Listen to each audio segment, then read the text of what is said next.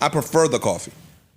What up, though? It's your boy Coffee back with another one, and right here is another exclusive. Yes, this space was not recorded, but I have it right here for you guys, and y'all know where y'all could get it right here. Yes, is IAN SCHWARTZMAN, the manager of the Joe Budden podcast, giving out free game. He actually tweeted that he wanted to throw a space with Joe and just let the fans know how to move in the podcast space. Actually, it's a couple podcasts that's ending, such as The Need to Know, shout out to Savon and Alex. Also, The Bigger Picture with Elliot Wilson, DJ Head, and Jeremy Hitch. But the funny thing is, at the end of this space, actually, the space is three parts. It was so long.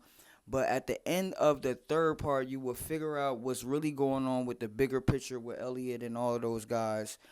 Also, Joe Button was there too, but he really didn't give too much like insight or any actually dialogue. He just was actually there listening. I actually think that Joe don't like that Ian actually giving up these gems and stuff. But I'm glad he is giving up these gems. So this is just a great conversation. This space is actually just for you to take it all in, pause. But yeah, just like listen and take what you could take from it. So this space is not really for me to talk. This space is really for you guys, and y'all just give me y'all thoughts, y'all comments, y'all like and subscribe. Let's go. Happy Thanksgiving to everyone. Everyone have a blessed day. This is fourth quarter. Everybody have a blessed year. And this is part one. So it is going to be two more parts. Not going to be that too much commentary on the other two parts because this video is really just a good conversation. It's really just for you guys to get what you need from it.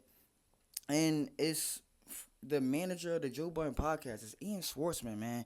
Like, if he's giving out gems, I think you guys should listen. So here y'all go, and let's go. Hey, Danny.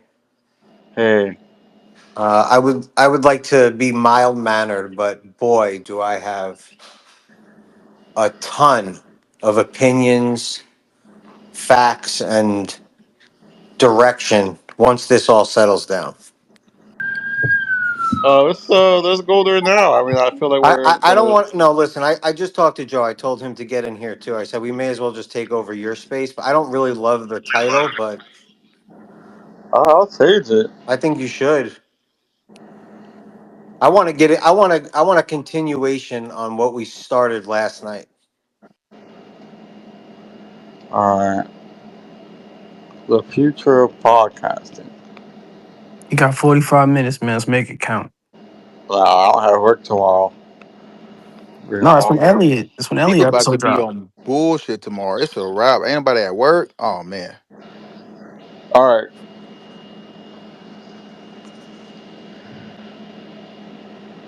Oh, All right. nice That's the title. title. Nice title. I like this. It just there's something about the topic that just makes me so passionate about sharing information that I have because I feel like everyone's just lost in the sauce. That's where it starts. I feel like it's an industry that's been blindfolded, and the people who have the ability to take off their blindfolds continue to wear them and pull it tighter. Mm, there you have it. So what's Um. being hidden? What's being hidden? Yeah, what we missing? Oh man, where to start with that? Why don't you tell me where you? Why don't you prompt me where you want to start, and then I'll let it go into 100 different directions after, and I'll be here to answer any questions you have. Okay. Um. Well, what do you think about people like the Breakfast Club? Well, not people like the Breakfast Club. People that are on the Breakfast Club, like Lauren LaRosa, Jess Hilarious. Do you think that they would have been super successful without being? You of said, the do I Breakfast think Club that those people would be super successful without the as the way machine they that are is today. iHeart? Well, not iHeart because Angela Yee is on iHeart, but specifically iHeart, the Breakfast Club, that specific segment. Whoever's on that segment during that time, that's the machine for me in my eyes. And I think a lot of people would probably say that too. So the people that are on that show get highlighted more, like, they get to talk about what they got going on. They get more eyes and more ears that are on them. So I would say, do you think that they would be the same people, the same stars, and have the same success if they weren't on the Breakfast Club? Let's say if they were doing a show with Angela Yee, same thing on iHeart.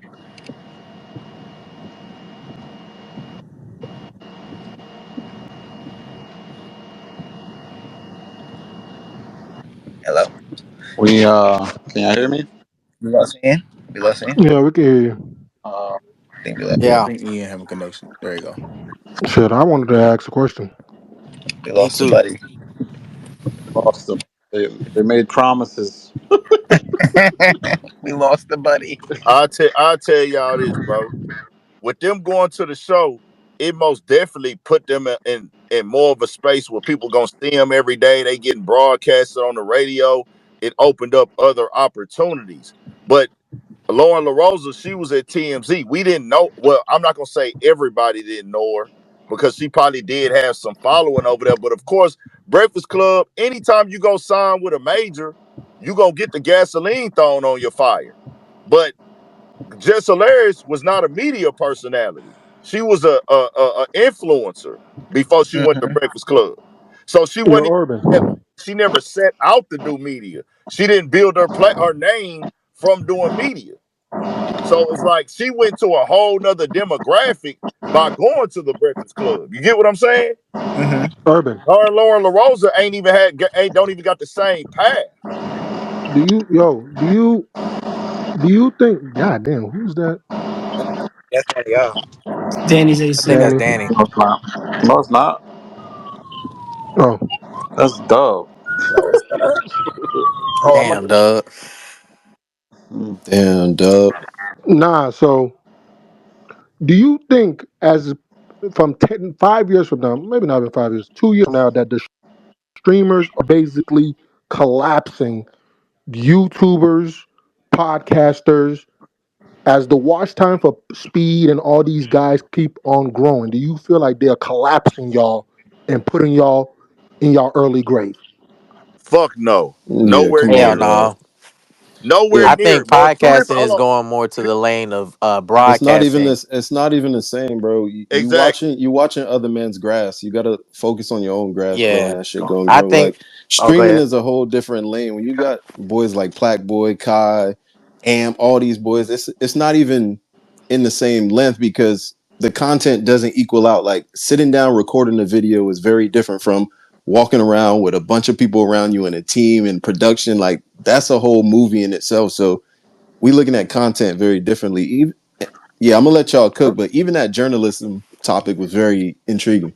Yeah, I think when Okay, it but comes to podcasting, my opinion is that it's more moving into the forms of broadcasting on the levels of like I've said it a long time ago, like NBC, like Fox, like things of that nature. Like that's the way I'm seeing it roll out. Like I'm the way I see that the presidential candidates are going to the podcasters to go do an interview and talk about their campaigns and everything like that.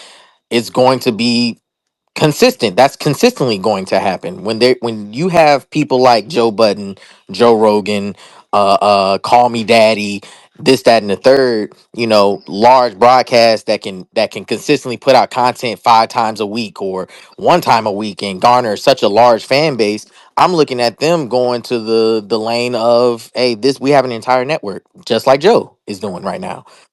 hold on. Let's be honest. The president of the United States went to Aiden Ross when he wanted access to the youth and their votes. Let's be That's not honest. If true. you Bro, That's is the that. youth That's the not only the is the only youth place hold he on. went. that was a fact. Bro, That is the that That's was not youth the the even the only only main place place. he audience, went. bro? That was the main place he went though. Bro, that That wasn't was the the What? main youth. place he went. That's the place you seen. Okay, name one of the places he went. Hold on. Hey, bro, Which listen one here, of bro. the Listen here, bro. He went and to places in person. Bro, he was on the streets. He was here. He was all over the news. He was everywhere, bro. Any place that would have him, he went there. He went to Chicago to some spot where it was nothing but black people there. They gonna go where they can get their eyes at. Now he can't go into a lot of the mainstream networks because they to the left. But the ones that was to the right, he most definitely went there, bro. Now, respectfully though, y'all losing the plot because y'all talking about politics. We was talking about the future of So I do podcasts. want to say this though, fam, y'all can't act like the world is one audience and one demographic. The audience of media streaming, YouTube, and podcasting is not a monolith. All age brackets look at this shit, bro. So 50-year-olds in certain communities are not trying to watch Aiden Ross act gay. They're not watching that. They're not watching these dudes hop in the shower with each other and thinking, oh, I need to be tapping into cuss or not. Oh, they're going into no, bro. That's for kids. Urban. So you said earlier though that Jess Hilarious still would have been successful though, like she still would have been lit.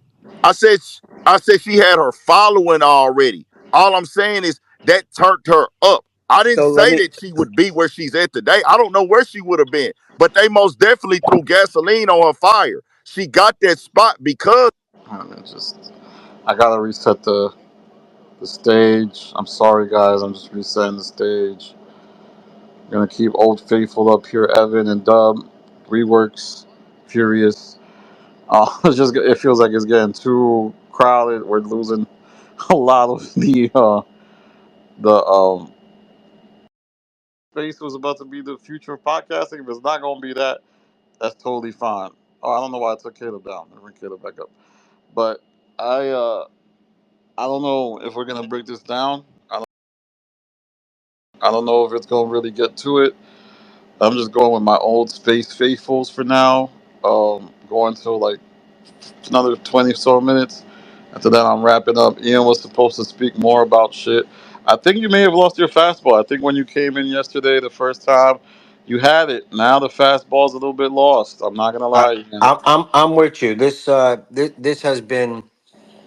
Listen, I think it's exciting what you guys are talking about, but this is not my. This isn't where I get interested in adding some knowledge and some facts into the pie so that people could really have a chance to digest it and see if there's a way to use the information to help I themselves or people around them. I This is I, more of debating opinions. I do have a question though for you. Okay. So say for example, you're at 25K, you kind of moving up. I'm talking about subscribers. You hit 50K, you hit 100K, and offers start coming to you. When do you know to hire a team? Like when do you say, okay, I need to start hiring people around me? Is that just based off bandwidth, or is that based off like, oh, I'm getting offers that I don't even understand?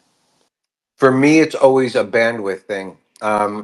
The second I can't give 100% to something that I know needs 100% dedication, that's my signal to reach out and get somebody that can make it their bread and butter, their cherry in the sky type of thing. Like I think you start losing opportunities when you try to juggle too many opportunities. And someone once told me,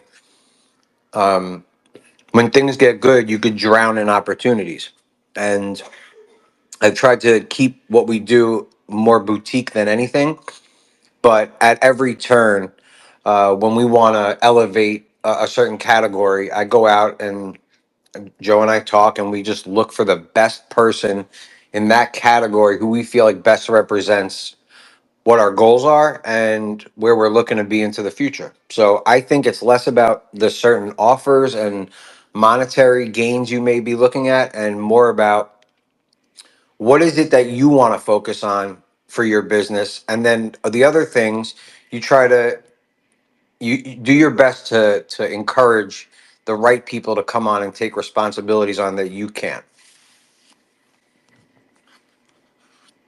To your point, Ian, do you think that there should be like certain milestones that the business of it should be hitting before you start looking at outsource responsibilities? Because once you start outsourcing it, then you have to really start taking into mind what is the revenue of your business. Can you afford this No, no, no. outsourcing? Not to cut you off, but outsourcing the word outsource is a terrible term. I think of it as insource. Like you want to bring people into your team You're not outsourcing means you're getting rid of the responsibility. What you're looking to do, at least the way I look at it, is you want to make experts a part of your team so that their prize is helping you achieve certain benchmarks and goals that you have into the future by being solely with you. even if it's not profitable at the time. A lot of these conversations, honestly, some of the strongest foundational conversations Joe and I have ever had about who we need, who we want around us, took place when we had nothing, when we couldn't even afford $250 a week to have someone film the podcast. So I think if you're waiting for a check or some success before you go out and look to build a team that represents success, I think you've already missed the target. That should be happening from day one. You should be building a business that feels like it, when success comes, you'll know what to do with it. I got kind of like a Patreon question. What's the benchmark? Say you start from ground zero, Hmm. no subscribers on YouTube, nothing out there. You just maybe got like an IG or something. Okay. What's the benchmark to hit Patreon? One, No. I'm serious. I'm being dead serious, and not your mom either. That makes no sense, man. How can the average Patreon person on Patreon makes $37 a month? That's not true. I saw it online. It's not true. There's all right. So what is it? Much more than that. You don't want to give me concrete numbers? No, I'm just not going to share stuff that I'm not able to share. But I can tell you, it's much more than 37. What'd you say? $37 a month? It said the average monthly earning was around 538, but the Okay, you median. just said $30. No, but I'm filling it. The median was much lower at 37, Hmm. indicating that earnings are heavily skewed towards a small number of the top earners. Yeah, but that's always going to be true in any industry, right? But if the average person is only making $37, like But that's not true, is what I'm telling you. So let's get rid of the thought that the average person on Patreon makes $37. Let's just play into your game and say the average person on Patreon makes $200 a month. That's $2,400 a year. That offsets something in your life, and I'm not saying that's something you could survive off of. That's not eating wages, but it's a base. It means that there is people that are interested in the content you're producing. Okay. And I don't give a shit if you start with 0 subscribers. People have these pipe dreams in mind, and they let the pipe dream get ahead of the work that needs to be done to build some form of a business out of their content creation. If I'm somebody that has 0 subscribers, my first goal is get one. Now, I know you're like, yeah, but that's because you come from a place of privilege with Joe. Say whatever the fuck you want. I don't care. But the truth is, if you can't humble yourself and understand the value of one, then how am I ever going to get you to understand what it's going to take to get to 100,000 subscribers? I can't even materialize a plan for that person who can't understand the importance of one. Wait, so do you think that encourages people? So say somebody does jump out there, they jump out the window, in my opinion, Yeah. get on Patreon, and then nobody's tapping in, nobody's watching Hmm. it, and then they quit and they kind of have a dead Hmm. Patreon. Do you think that kind of bleeds into that average number of, say $37 a month, or, kind of that figure? No, I think, well, you said that the person quits or no? Yeah, because a lot of people start things and then they quit. Like it's hard to build a channel when nobody's watching it. A lot of people quit on YouTube as well, but at least YouTube you have is something there. There's no paywall, as they would say. So with Patreon, it's like, oh, you're not I would really I nope. would I would put money on it that the average earnings on Patreon are less than $200 a month, or probably closer to that $30 a month mark.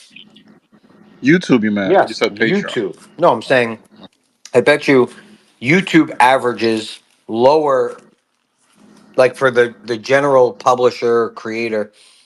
There's probably a lower average earning on YouTube than there would be for anybody that tries and experiments with Patreon.